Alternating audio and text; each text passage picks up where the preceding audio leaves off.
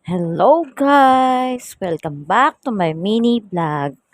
Ang lulutuin natin ngayon ay dinengdeng na papaya. Ihanda muna natin ang mga sangkap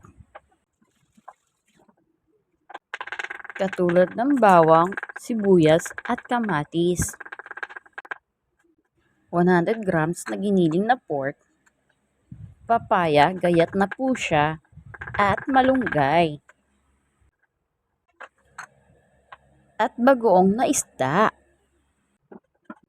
45 pesos pala ang kilo ng papaya ngayon, yung gayat na. Kaya bumili lang ako ng 30 pesos. Yang malunggay, sa kapitbahay ko lang yan hiningi. Ayan, nakahanda na po lahat. Painitin natin ang mantika at simulan na ang paggisa.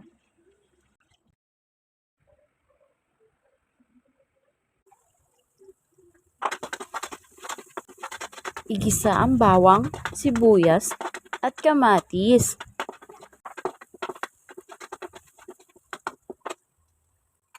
AM pa pala ang pasok ni Sian ngayon, kaya may time pa ako magluto ng pananghalian namin.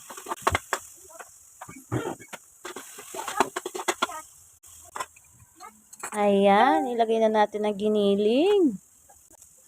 At 2 pisong paminta.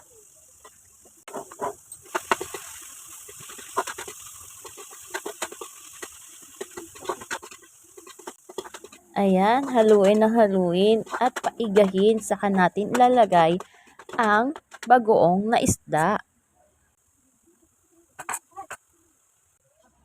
At lagyan ng 2 cups of water. Hayaan natin kumulo.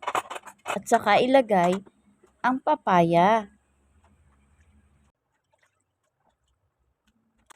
Di ko na pala nilagyan ng asin yan guys, kasi maalat na po yung bagoong. Pakaluin ng 20 minutes hanggang sa lumambot ang gulay na papaya. Ayan, malambot na po siya. Pwede nang ilagay yung dahon ng malunggay.